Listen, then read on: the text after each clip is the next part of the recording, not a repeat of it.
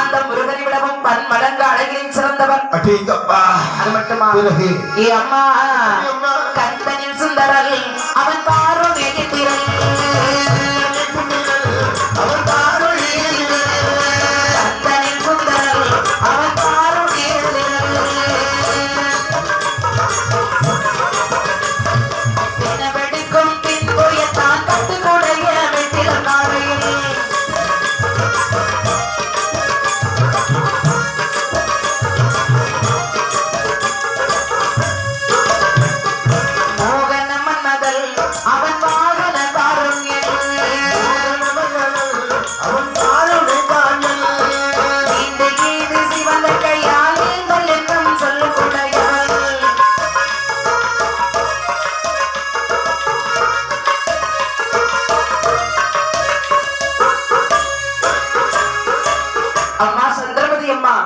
அதாவது அரிச்சந்திர மன்னன் என்று ஒரு மன்னன் இருக்கிறார் சொன்னமே.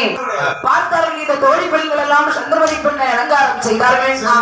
அப்படியே சிவபுரம் மேடைக்கு அழைத்து வருகின்றார்கள். அம்மா சந்திரமதி அம்மா அதோ ஒரு மன்னர் வருகின்றார் தெரியுமா? எவ்வளவு அழகாக இருக்கின்றார் பாரடி. அவர் யார் தெரியுமா? சேர சோழ பாண்டியன் என்றார். பாண்டியன்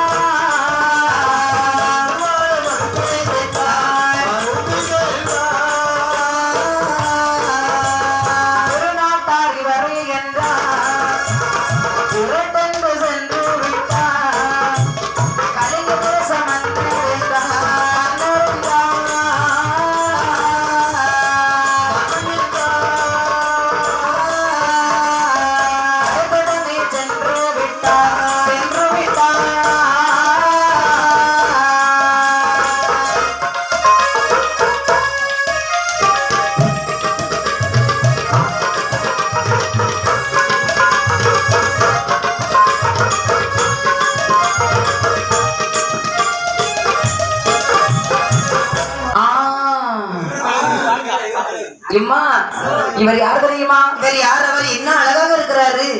ஆமா இவர்தான் கலிங்கத்தாட்டு சிங்கம். பிடிச்சிருக்கு சொல்லுங்க. ஐயோ இல்லம்மா அவர்தான் அரிச்சந்திரன். அவருக்கு ஒரே ஆசையா அப்படியா? சரி அந்த இடத்திலே வாழ்ந்தாரே இந்த பெண்மொழியார்கள். அரிச்சந்திர மன்னன் இவரை என்று சொன்னவுடனே அத்தனை நேரமும் நிலவகளையே பார்த்து மௌனமாக வந்த இந்த சந்திரமதி பெண்ணானவள் சரி அரிச்சந்திரன் இவரே என்று சொன்னவுடனே கடை கண்ணால் எட்டி பார்த்தார். அரிச்சந்திரனை பார்க்கப்பட்ட வேளையிலே அந்த நேரத்தில் இந்த அரிச்சந்திர மன்னனும் அப்படியே சந்திரமதியை இட்டு பார்த்து சந்திரமதனுடைய அழகை ரசித்துக் கொண்டிருக்கின்றார். இந்த சந்திர மன்னன் எப்படி அதாவது தலைமுடியை பார்க்கக்கூடிய வேளையிலே கருமேகங்கள் எல்லாம் சூழ்ந்து கால்மேகம் சூழ்ந்தது போல் கருத்து நீண்டு சுருண்டு வளர்ந்த கூந்தலை கண்டார். அப்பா பௌர்ணமி பக்கத்தில் வந்து நின்றால் எவ்வளவு பிரதுவாய் இருக்குமோ அதுபோன்று தங்க நிறுமுகத்தை கண்ணிலை கண்டான். அப்படி மூன்றாம் வேலை சந்திரனை போல ஒரு நெற்றி. இவை அழகை பார்த்தால் வேப்பையிலை சாயிலை ஒத்த மாதிரி அழகான இரண்டு புருவங்கள், அருமையான புருவங்கள். கருவிலிகை பார்க்கக்கூடிய வழிகளை கண்டை மீன்கள் அங்கும் இங்குமாக உருண்டு துள்ளி விளையாடுவது போன்று ஒரு காட்சி. கண்ணினர்களுடைய இமையழகை கண்டார். கார்குருவியினுடைய வால் ரெக்கை இருப்பது போன்று கண்ணினர்களுடைய இமை அழகு. செந்தூர திலகத்தை கண்டான். மூக்கு நாசியை பார்த்தான் இல்லவா? பூக்குத்தி போட்டிருந்தாங்க. குமிர்ந்த மலர் போன்ற நாசி அப்படி அழகா இதமா இருக்கு. தக்காளி போன்ற கண்ணம் தள தள தள தள முத்துக்களை கோர்த்து வைத்தது போன்று பல்வரிசைகள். இந்த உதடுகளை பார்த்தால் அல்லவா ஆஹா ஆகா என்று சொல்லி ஒவ்வொரு அங்கமாக ரசித்து பார்க்கக்கூடிய வேளையிலே பார்த்து விட்டேன். கண்ணி கமுகு போன்று கருத்தழகு. பாருங்க அந்த சுயவர மண்டபம் இடிந்து விழும் படியாக சத்தப்படுகின்றார். அதே மன்னவர்களே இதோடு இருக்கின்றாளை சந்திரமதி. இவள் எப்படிப்பட்டவள் தெரியுமா? திருமணமான வழிவள், திருமணமான வழிவள், திருமாங்கல்யம் போட்ட வழிவள்.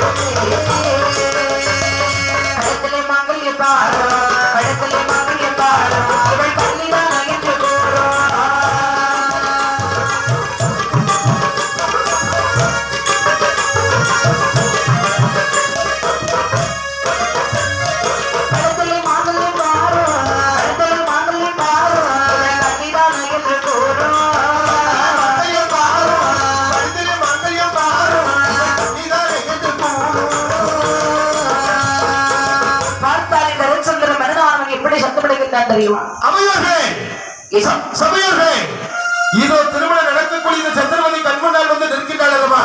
ஆமா. இவன் ஏற்கனவே திருமணம் முடிந்தவன். என்னையா சொல்லியிருந்தீர்கள்? கல்யாணம் முடிந்த பெண்ணை நிறுத்தி கொண்டு வந்து நாடகம் கூத்தாடி கொண்டிருக்கிறார். இவன் கழுத்திலே திருமாங்கல்யம் மின்னிக் கொண்டிருக்கிறது. என் கண்களாலே பார்த்துக் கொண்டிருக்கிறேன். அரிச்சந்திரா, இங்கே நாடகம் நடந்து கொண்டிருக்கிறது. ஏன் இப்படி பிதற்றிக் கொண்டிருக்கின்றாய்? திருமாங்கல்யமானது திருமணம் முடிந்த பெண்களுக்கு தானே திருமாங்கல்யம் சுட்டி இருப்பார்கள். ஆமா. இந்த சந்திரமதி எதில் நின்று கொண்டிருக்கிறாள் அல்லவா? அரிச்சந்திரா, இவன் கழுத்தில் திருமாங்கல்யம் மின்னிக் கொண்டிருக்கிறது. இல்லை. இவன் கல்யாணம் முடிந்தவன். இல்லை இல்லை இல்லை. இந்த மன்னனுக்கு ஏதோ பைத்தியம் பிடித்து விட்டது போல் இருக்கிறது. கொஞ்ச நேரத்து மன்னர்களை ஏழா நாட்டு மன்னரிடத்திலே கேளுங்கள். கூடிய சமயத்திலே வருகின்றார் இந்த சந்திரவதி மன்னன். அவர்தான் அமைதி அமைதி அமைதி. எல்லாரும் அமைதியாக அமைதி அமைதின்னு சொல்லியாச்சுன்னா, ஆமா, மகாராஜா வந்து சொல்லும்போது எல்லாரும் அமைதியாக ஆகணும். ஆமா. கூட்டமே அவ்வளவு நேரம் ஆர்ப்பாட்டமா இருந்த இடம் சந்திரவதி மன்னனுடைய வார்த்தையை கேட்டவுடன் அப்படி கம்முன்னு அமைதியாக மாறிவிட்டது. பார்த்தான் இந்த சந்திரவதி மன்னன் சொல்லுகின்றார். என்று சொல்லுகிறார்கள். அப்பா மன்னாதி மன்னர்களை ராஜராஜனே, இது பாருங்க, கேட்டிடு வீர் மன்னர்களே கூறும் என்பல் வாசகத்தை சிவபெருமான் அன்று சொன்ன செய்தி ஒன்றை சொல்லியதுவே. கேட்ட பிள்ளை தெளிவின்றே கூறுகின்றான் மன்னவனோ.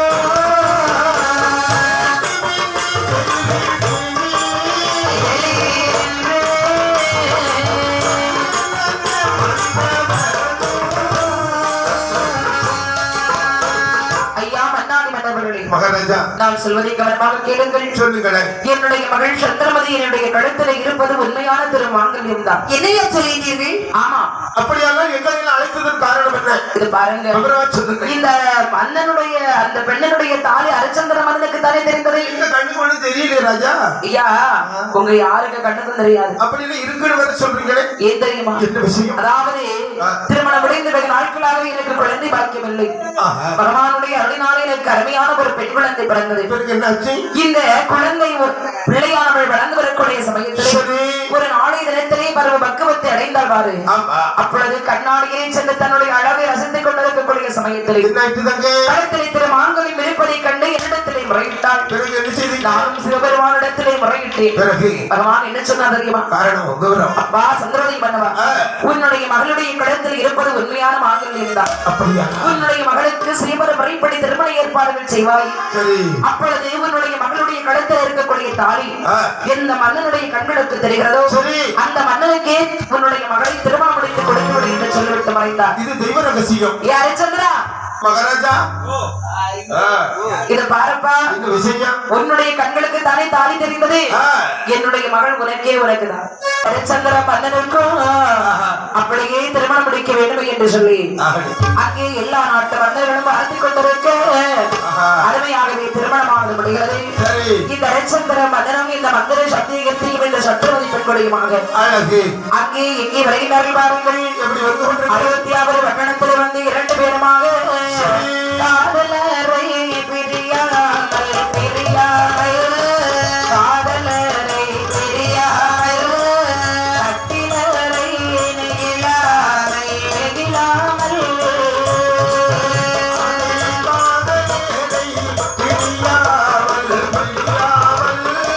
காதலரை பிரியாமல்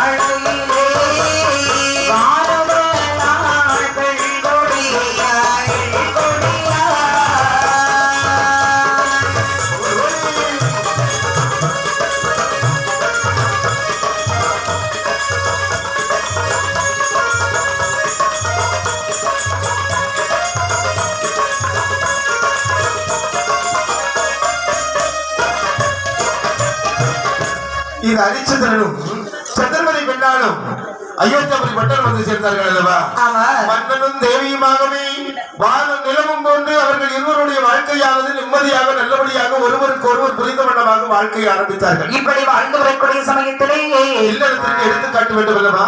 ஆண்டவனுடைய அருளினாலே இந்த சந்திரவதி பெண்களுக்கு அருமையாகவே ஒரு ஆண் குழந்தை பிறக்கின்றது. பெற்றெடுத்த ஆண் குழந்தைக்கு லோகிதாசன் தேவதாசன் என்று சொல்லி திருநாம பெயரை சுட்டி அது பெருமையாகவே அழைக்க ஆரம்பிக்கிறார்கள். பாலகனை வளர்த்து வரக்கூடிய சமயத்திலே இங்கு இப்படி நடந்து கொண்டிருக்கக்கூடிய நேரம் என்னாச்சு தெரியுமா? அந்த தெய்வலோக சபையில நடக்கிறது பாருங்கள். தெய்வலோக மானவிலே தெய்வலோக மானவிலே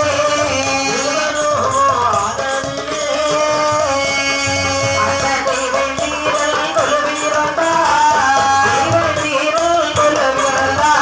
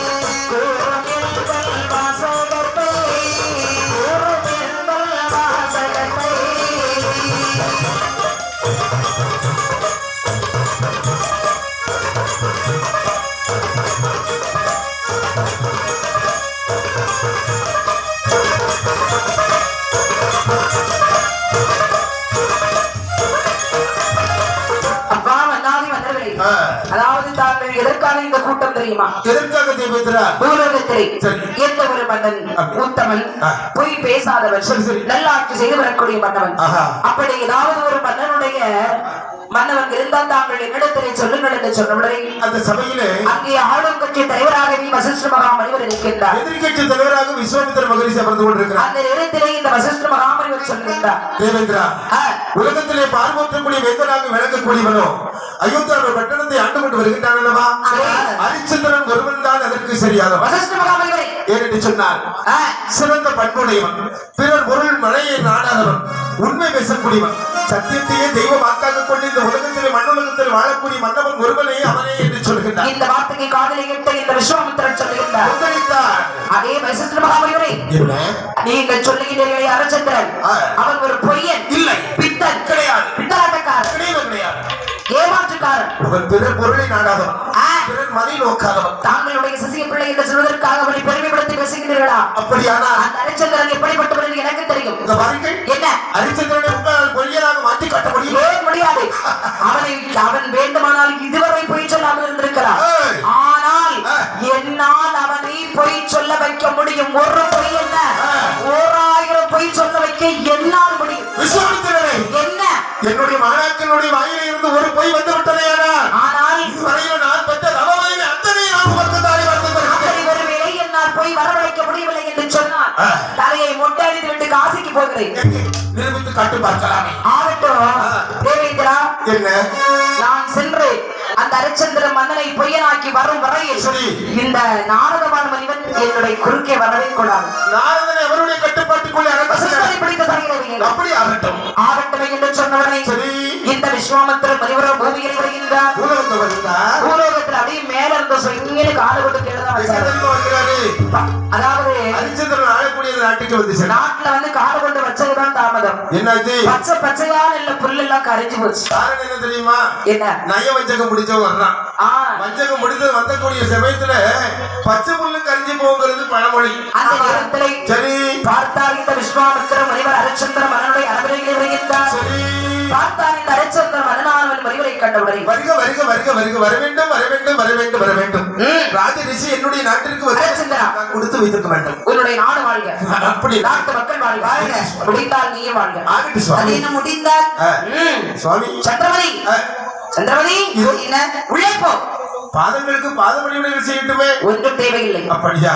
ஏதோ கோபத்தில் இருப்பது போல் தெரிகிறது. நான் தான் கோபத்திலே குறைவன் என்பது தெரியும். சுவாமி, குளிர்பானங்கள் ஏதாவது வேண்டாம். இல்லை சூடான ஆகாரங்கள் வேண்டாம் வேண்டாம் வேண்டாம் என்று சொல்கிறீர்கள் தெரியுமா ஹரிச்சந்திரா? சுவாமி, நான் கொஞ்சம் வசமாக வந்தேன். என்ன வசமாக இருக்கிறீர்கள்? அவசரமாக வந்தேன். நான் எதற்காக வந்தேன் தெரியுமா? விவரத்தை சொல்லுங்கள். நாடு நல்லாட்சி பெற வேண்டும், இருக்கு. நாட்டு மக்கள் வாழ வேண்டும் சுவாமி, என்பதற்காக ஒரு வேள்வி வளர்க்கப் போகின்றேன். நல்லதே நடக்கட்டும் சுவாமி. அந்த வேள்விக்கு கொஞ்சம் பொருள் கேட்டு வந்தேன் உன்னிடத்தில். சுவாமி, மலையளவு பொன்னை கேட்டாலும் சரிதான், மனமும் வந்து தருகிறேன் தாராளமாக. எனக்கு எப்படி வேண்டும் தெரியுமா? அளவை சொல்லுங்கள். நிறைய வேண்டாம், பிறகு கொஞ்சம் போதும். சுவாமி, ஆ, அளவு என்று சொன்னால் திட்டமாக சொல்லுங்கள், அதை அப்படியே தருகிறேன். ஒரு வட்ட பாறையின் மீது சரி. ஒரு யானை நிறுத்தி அந்த யானையினுடைய மேலே சரி. ஒரு ஆளை நிறுத்தி பிறகு அந்த ஆளினுடைய கையிலே ஒரு கவனை கொடுத்து சரி. அந்த கவனிலை கட்டி முத்தை வைத்து பிறகு வானத்தை நோக்கி அடிக்க சொல்ல வேண்டும். அது போயிட்டே இருக்கும். போகிட்டே இருக்காது, பிறகு கீழே வரும். அதற்கு அந்த பரலானது கீழே விழுந்து அந்த பாறையினை பட்டு எத்தூரம் விளம்புகிறது. சரி.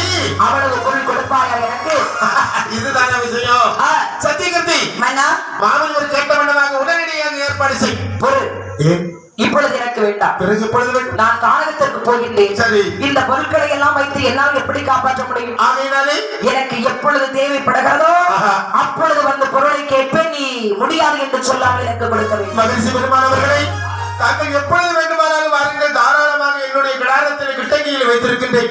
தங்களுக்குரிய பொருள் நிச்சயமாக உங்களுக்கு கிடைக்கும். வாழ்க வாழ்க. சென்று வாருங்கள். சென்று வருகின்றேன். அந்த சமயத்திலே இந்த விஸ்வாமித்திரர் கேட்ட வண்ணமா அப்படி கூட்டி வச்சுட்டேன். கானகத்தை வந்து வார்த்தார் இந்த விஸ்வாமித்திர மைவர். மலையாளம் கேட்டாலும் தந்தைன்னு சொல்றானே. ஹரிச்சந்திரா, சுவாமி, உனக்கு உன்னுடைய நாடு நன்றாக இருக்கிறது, பசுமை இருக்கிறதா? பசுமை இருந்த காரணத்தினால் நான் கேட்ட பொருளை உடனே தருகிறேன் என்று சொன்னார். இந்த பச்சை பயிர்களை அழித்தால் எவ்வாறு உன்னுடைய நாட்டையை நான் சீர்வரைய செய்கிறேன். அப்படி என்று நினைத்து என்று யாரை அழைக்கின்ற தெரியுமா?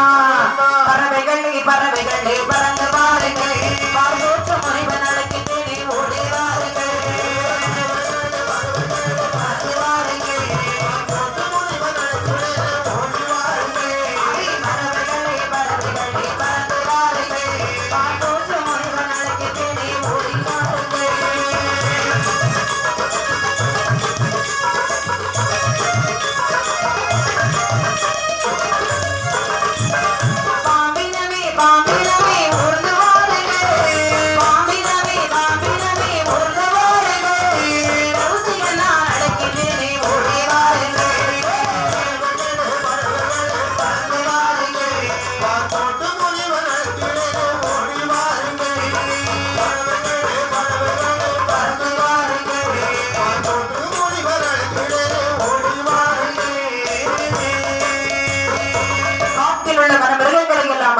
சரி என்று சொல்லுகின்றான் தெரியுமா? பறவைகளை வாருங்கள், பச்சையினங்களை வாருங்கள், மயிலினங்களை, குருவினங்களை, குரங்கனங்களை வாருங்கள் வாருங்கள் வாருங்கள். இதோ இருக்கின்றது அல்லவா விவசாய நிலங்கள். பச்சை பயிர்களை எல்லாம் உடனடியாக அழித்து அத்தனை சீரழித்து கொண்டு வாருங்கள்.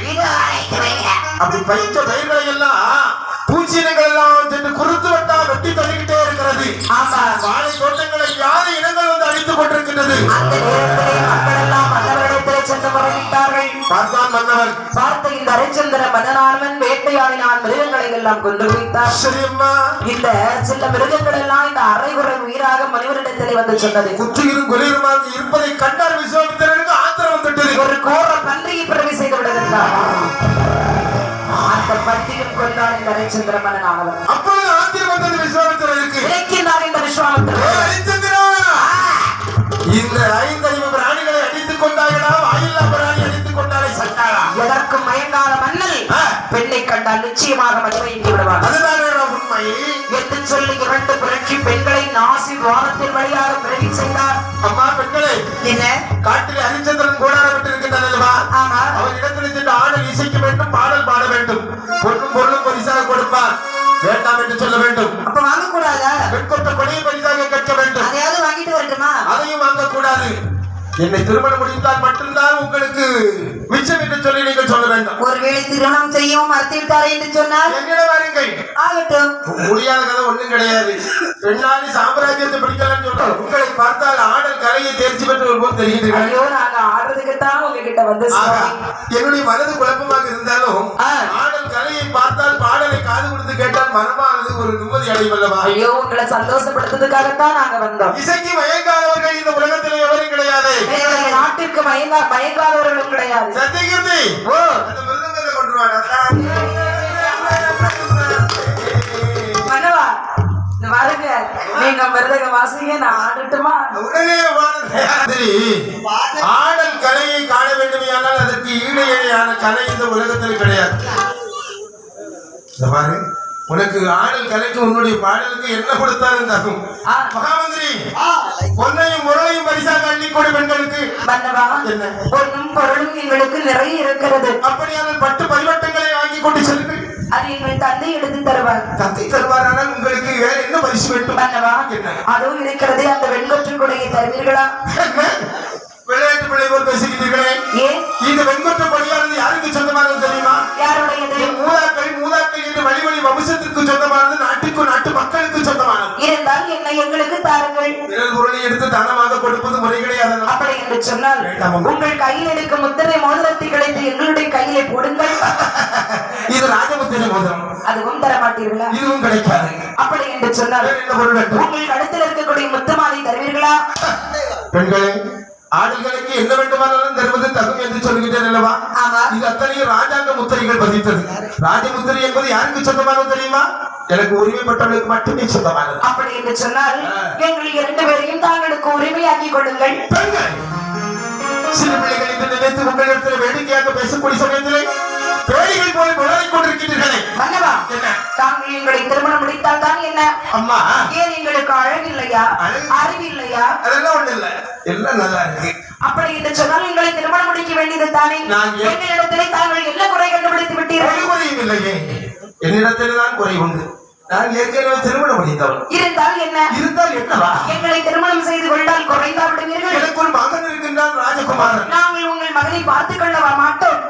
பெற்ற பிள்ளை போல் உங்கள் பிள்ளையை பார்த்துக் கொள்வோம். பெண் என்று சொன்னால் பொறுமை மிக அவசியம், பணிவு மிக மிக முக்கியம். எங்களுக்கும் ஒரு மெய்யருமை எல்லாம் இருக்கிறது. எல்லை தாண்டி நீங்கள் பேசிக் கொண்டிருக்கிறீர்கள். எந்த எல்லையும் நாங்கள் தாண்டவில்லை. இதோ பாருங்கள், நீங்கள் தான் எல்லை தாண்டி பேசுகிறீர்கள். மன்னவா, எங்களுடைய நாட்டியத்தை பார்த்தீர்கள் அல்லவா? ரசித்தீர்கள் அல்லவா? நாட்டியத்தை ரசிக்கும் பொழுது எங்களையும் ரசித்திருப்பீர்கள் அல்லவா? எங்களை ரசித்த நீங்கள் ஏன் எங்களை திருமணம் முடித்துக் கொள்ளக் கூடாது? ஆடல் கலையை ரசித்ததை தவிர உங்களுடைய அங்கங்களை நான் என்னுடைய கண்டார்கள் பார்க்கவா செய்தோம். என்ன பொறுமையோடு திருமணம் முடிக்க முடியுமா? முடியாதா? முடியும்னா முடியும்னு சொல்லுங்க, முடியாதுன்னா முடியும்னு சொல்லுங்க. இப்படி பேசிக்கிட்டு சத்தியகீர்த்தி இதை கேட்டாங்கல்ல, ஓடி வந்து ஒரு பிள்ளை கணத்துல சிவட்டுல ஒண்ணு கொடுத்தான். என்ன பேச்சுனா கேட்டுக்கிட்டே நிக்கிறோம். பெருமையோடு இருக்கக்கூடிய வேளையில் அவரிடத்தில் கோளாறு வாயோடு உளறி கொண்டிருக்கிறீர்கள். ஆமா, அடிக்காத அடிக்காதையா?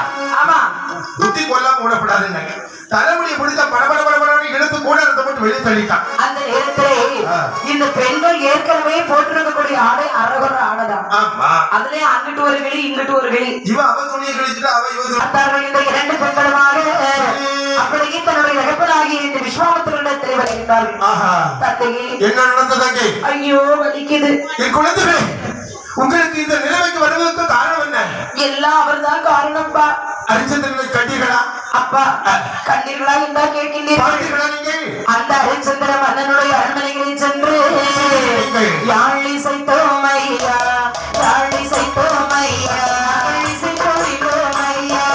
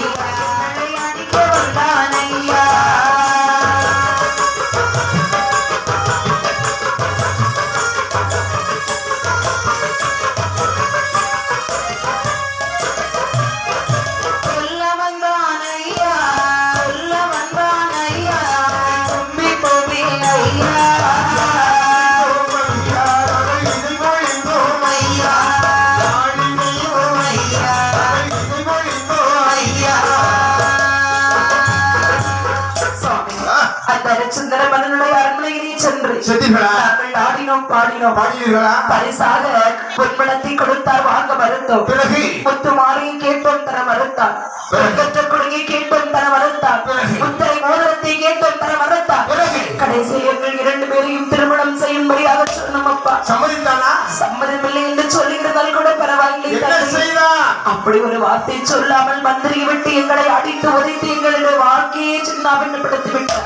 அருமை செல்வங்களே, நாங்கள் இனி எப்படி அப்பா உயிர் வாழ வேண்டும்? தங்கா எதிரி வாடி நாமல் இறந்து விடலாம். குழந்தைகளே, ஆனால் இதற்காக இனி உயிர் வாழ வேண்டும். நான் இருக்கக்கூடிய சமயத்தில் எப்படி ஒரு வார்த்தை சொல்லலாமா? வாடி தங்கா நாம 2 பேரும் செத்துடலாம். அருமை பிள்ளைகளே, உங்களுக்கு எங்களை அழைத்து சென்று அந்த மன்னவரிடத்தில் ஒரு முடிவு கேட்க வேண்டும். நான் நியாயம் வாங்கி தருகிறேன் என்று வேலை பெண்கள் அழைத்துக் கொண்டு நேர கூடாரத்துக்கு வந்துட்டார். அப்படியே கைப்பிடித்துக் கொண்டு வருகின்றார் இந்த விஸ்வாமித்திர முனிவர். அடே ஹரிச்சந்திரா, ஹரிச்சந்திரா, வர வேண்டிய சுவாமி வர வேண்டும். ஹரிச்சந்திரா, வாருங்கள், வாருங்கள். அதாவது இந்த 2 பெண்கள் உனக்கு தெரிகிறதா? நன்றாக தெரிகிறது. இந்த 2 பெண்களும் கொஞ்ச நேரத்திற்கு முன்னதாக உன்னுடைய அருமையை நாட்டியம் ஆடினார்களா? ரசித்தாயா? பரிசாக வெங்கற்ற கொடையை கேட்டார்களா? தர மறுத்தாயா? முத்து மாலை கேட்டார்களா? தர மறுத்தாயா? அப்படி என்று சொன்னால் திருமணம் செய்ய சொன்னார்களா? அதற்கு மறுப்பு தெரிவிக்காமல் நீ மந்திரியை விட்டு அடித்து உரைத்து இவருடைய வாழ்க்கையை சின்னாவிடத்தில் வைக்கின்றார். சுவாமி, அவர் ஆடல் கலைக்கு பதிலாக என்னை திருமணம் முடிக்க சொன்னார்கள் அல்லவா? அது மாட்டேன் என்று சொன்னேன் அல்லவா? அதற்கு பதிலாக என்ன கேட்டாலும் தருகிறேன் சுவாமி. அப்படி என்று சொன்னால் இந்த பெண்களுடைய நிலைமை தான் என்ன? அதற்கு மாறாக கண்ணை கேளுங்கள் சுவாமி. நான் என்ன குருடனா? இல்லை சுவாமி, உன்னுடைய கண் எனக்கு என்னுடைய நாட்டு மண்ணை கேளுங்க தருகிறேன் சுவாமி. மண்ணையா? ஹரிச்சந்திரா, கோபித்துக் கொள்ள வேண்டாம். மண்ணை கொடுப்பாயா? அப்படி என்று சொன்னால் எனக்கு தருவாயா? நிச்சயமாக சுவாமி. பெண்களுக்கு கொடுக்க வேண்டாம். இல்லை சுவாமி. அம்மா பெண்களை உங்கள் சுவாமி மண்ணை தருகிறேன் என்று சொன்னார் அல்லவா? அந்த விஸ்வாமித்திரர் எப்படியே சொன்னார்? ஹரிச்சந்திரா, உன்னுடைய நாட்டை எனக்கு நீ தாரவார்த்து கொடுக்க வேண்டும். அப்படியே ஆகட்டும் சுவாமி. அதற்கு சாட்சி என்னடா? இது பாருங்க, என்னுடைய நாட்டு மக்கள் எல்லாம் இருக்கிறார்கள். இந்த நாட்டு மக்கள் மத்தியில் வைத்து எனக்கு மணிமகுடத்தை தலையிலே சூட்டியார்கள். எல்லாம் சூண்டுறேன். ஆகட்டும் என்று சொன்னவுடனே நாட்டு மக்களுடைய மந்திரி வந்தார்.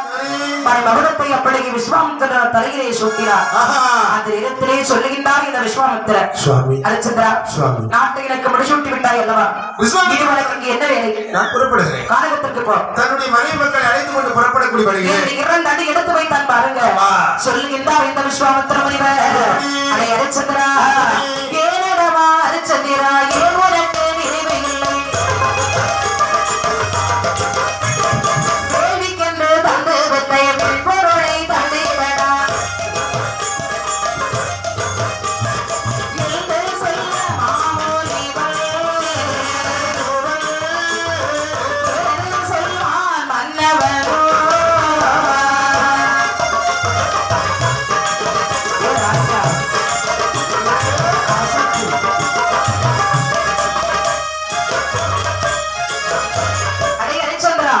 உனக்கு ஞாபகம் இருக்கிறதா?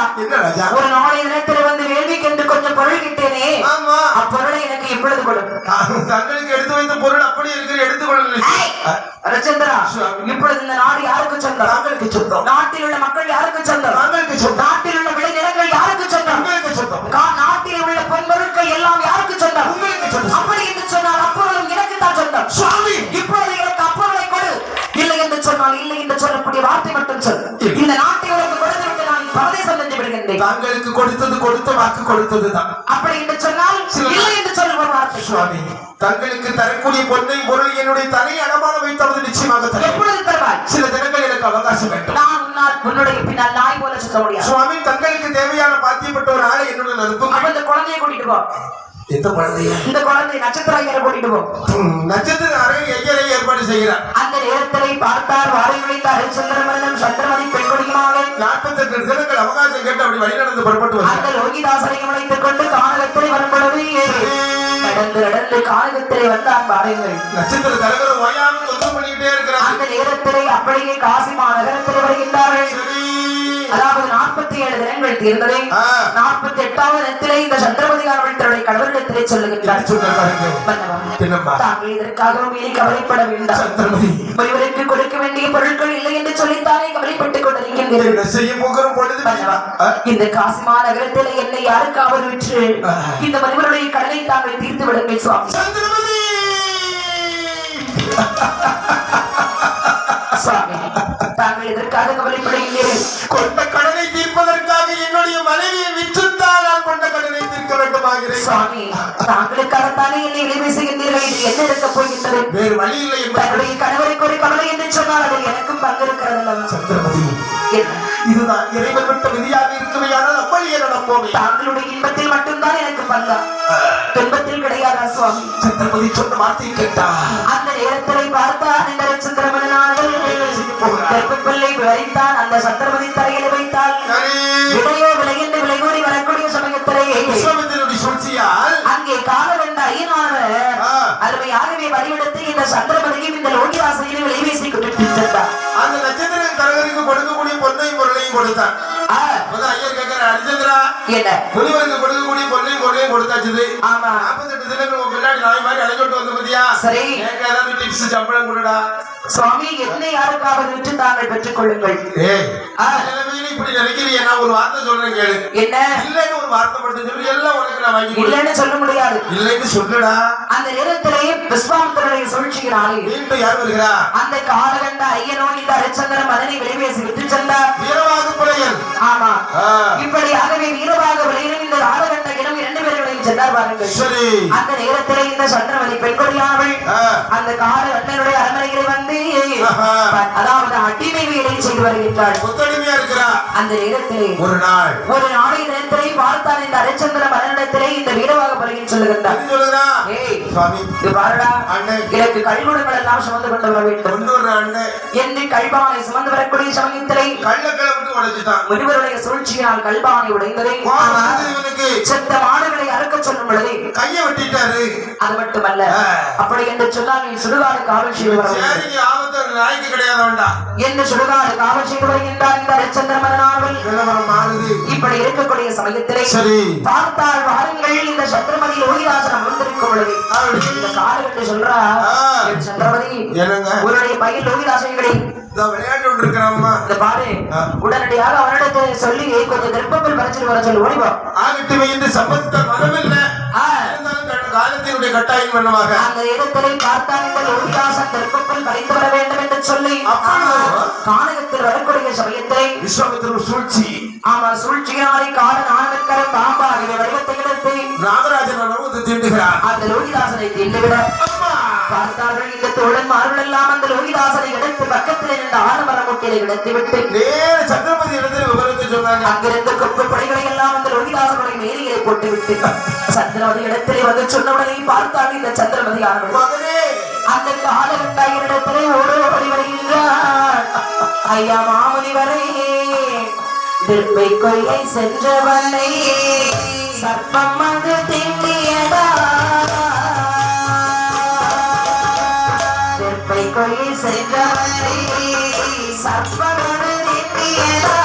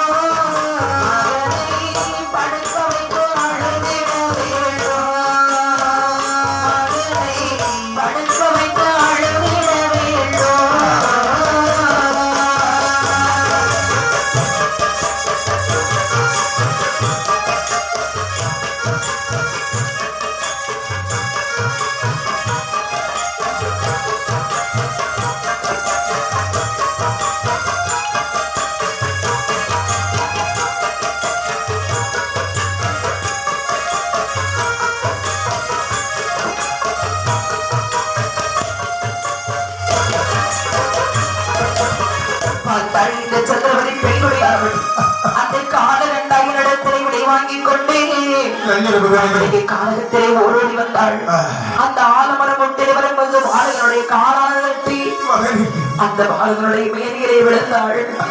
அந்த பாலகனை எப்படியே எடுத்து மடியிலே வைத்து சொல்லுகின்றாள், என் மகனே லோகிதாசா வாடா என் கண்ணின் மணி வந்தோரும்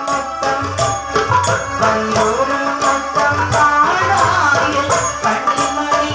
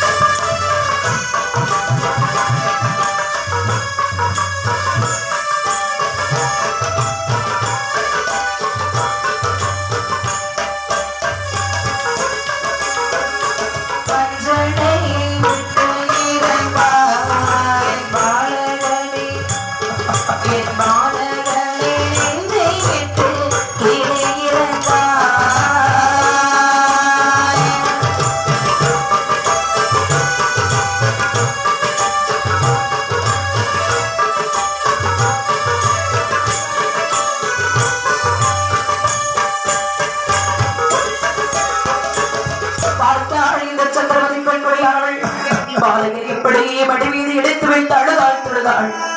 அந்த சுடுகாட்டிலே சென்று தகனம் செய்ய வேண்டும் என்று சொல்லி பாலகனை எடுத்து வந்தாள் சுடுகாட்டுக்கு. அங்கே இந்த நரச்சந்திரன் ஆழ்வன் காவல் செய்து கொண்டிருக்கக்கூடிய சமயத்தில் அங்கே எரிந்து கிடந்த கட்டைகளை எல்லாம் ஒன்றாகவே படுத்தி எடுத்து வைத்தாள். பாலகனை எப்படி கட்டைகளை படுக்க வைத்தாள். அக்கறை முட்ட வேண்டும் என்று சொல்லி கள்ளி கட்டி எப்படி எடுத்து வரக்கூடிய சமயத்தில் அப்படி பற்ற வைத்தால் வாருங்கள் சுற்றி திரிந்து கொண்டு வந்த இந்த நரச்சந்திரன் அவன் ஏறிட்டு பார்த்தான். அந்த தீயுடைய வெளிச்சத்தை அந்த பெண்களுடைய கட்டிலை கட்டார். ஐயா, என்னுடைய பாலகன் இறந்து விட்டார். என்னுடைய பாலகனை தகனம் செய்வதற்காகத்தானே நான் இங்கு கொண்டு வந்தேன். இங்க தகனத்திற்குரிய விதிமுறைகளுக்கு நீ கட்டுப்பட வேண்டும் அல்லவா? என்ன? அதாவது குளத்துண்டும் கால்படமும் ஐக்கரசியை தந்தில்லாமல் இங்கு பிணத்தை சுடுவதற்கு அனுமதி கிடையாது. ஐயா, இப்பொழுது என்னுடைய கையில் எதுவுமே இல்லை. என்னுடைய இல்லை. இல்லையா? இல்லை. பொருள் இல்லையா? இல்லை. அப்படி எட்டி பார்க்கக்கூடிய சமயத்திலே இந்த சந்திரமதியுடைய கழுத்திலே திரு மாங்கல்யம் வருவதை கண்டார். அடியா கள்ளி, பொருளில்லை பொருளில்லை என்று சொல்லுகிறாய். அடி தகாத முறையிலே பிள்ளையை பெற்றுக் கொண்டு வந்து இப்பொழுது கள்ளத்தனமாக எரிக்க பார்க்கிறாய். என்ன தகாத முறையில் நான் பிள்ளை பெற்றேனா? கழுத்திலே திரு மாங்கல்யம் எண்ணிக் கொண்டிருக்கிறேன். சட்டாய் என்ன? என்னுடைய கழுத்தில் இருக்கக்கூடிய மாங்கல்யம் தாங்களுக்கு தெரிகின்றதா?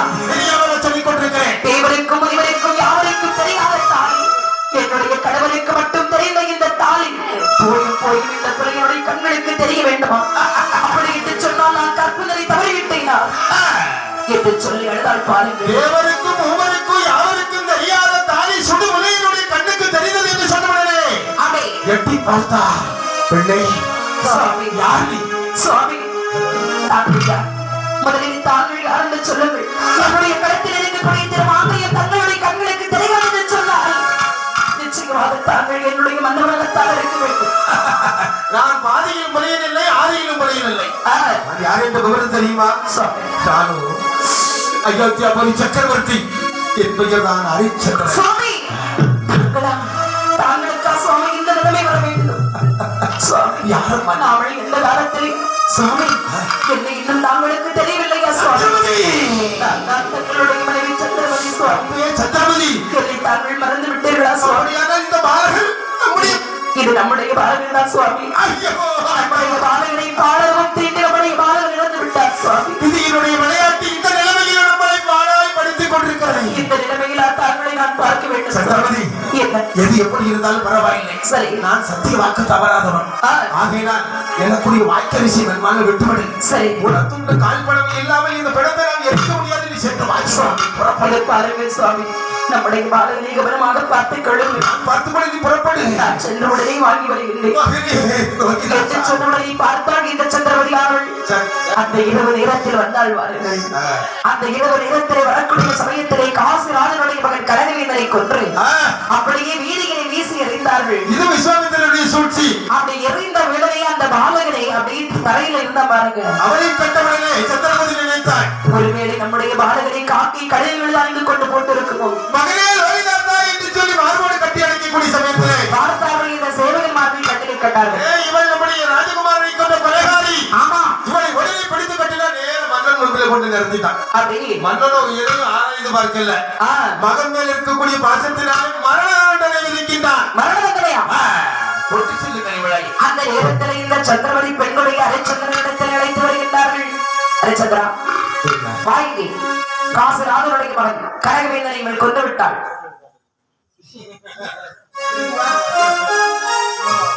பார்த்தாயா கொலை செய்துவிட்டு எப்படி இருக்கின்றாள் என்று? பார்த்தேன் சுவாமி. அரைச்சந்திரா, என்ன எனக்கு ஏதோ உன்னுடைய கையால் இவளை கொல்ல வேண்டும்.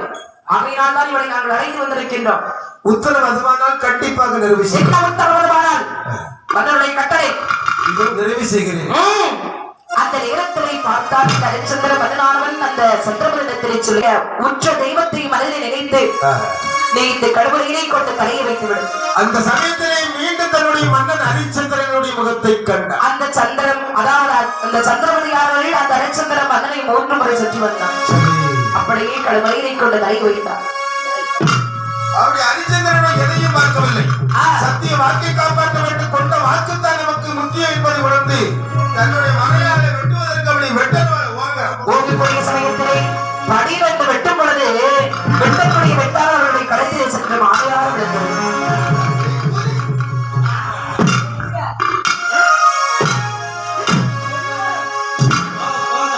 யார் வருகின்ற தெரியுமா? மன்னவர் வெண்ணவர்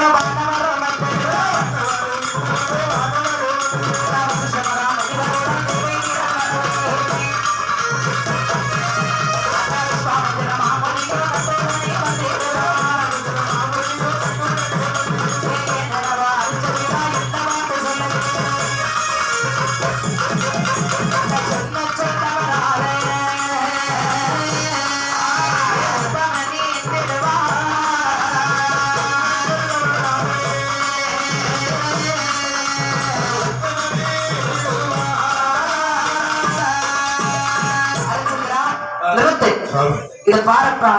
அதாவது உன்னுடைய நவ பெருமையை நான் அறிந்தேன்.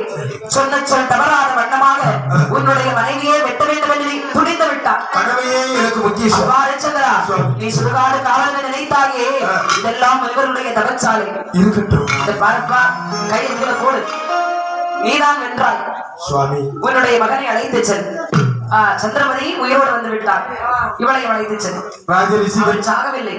ராஜரிஷி பெருமான் அவர்கள் என்ன இந்த உலகத்திலே வாழ்க்கையிலே மனிதன் எவ்வாறு பட வேண்டும், எப்படியெல்லாம் இருக்க வேண்டும் என்பதை சுடுமலையனாக நிற்கக்கூடிய வேளையிலே நான் உணர்ந்தேன் சுவாமி. செங்கோல் கையில் பிடித்த கையினால் இன்னைக்கு நிலவரம் மாறி போயிட்டு பார்த்தீங்களா? ஆமா. ஆகையினால் எல்லாம் விதி விதி விளையாடினாலும் எனக்கு இன்னும் நீங்கள் சொன்ன வாழ்க்கை எதுவுமே தேவையில்லை. வேண்டாம் சுவாமி, கவலைப்படாதப்பா. என்னை இப்படி விட்டு விடுங்க. நான் இங்கே வேண்டாம், நிம்மதி இருக்கிறது. சென்று வாப்பா. உன்னுடைய நாட்டை சென்று மறுபடியும் ஆட்சி செய்ய வேண்டும். பார்த்தால் நீதி தவறாத மன்னன் நாட்டை விட்டு ஓடி வரலாமா? கூடாது கூடாது. எல்லாம் ஒரு சத்திய சோதனை. சந்திரமதி, ஹரிச்சந்திரா, கையை நீட்டு. இந்த சந்திரமதியை மறுபடியும் உனக்கு கைப்பிடித்து தருகின்றேன். ஆமா, இந்த சந்திரமதியை நீ கண்கலங்காம பாத்துக்கிறேன்.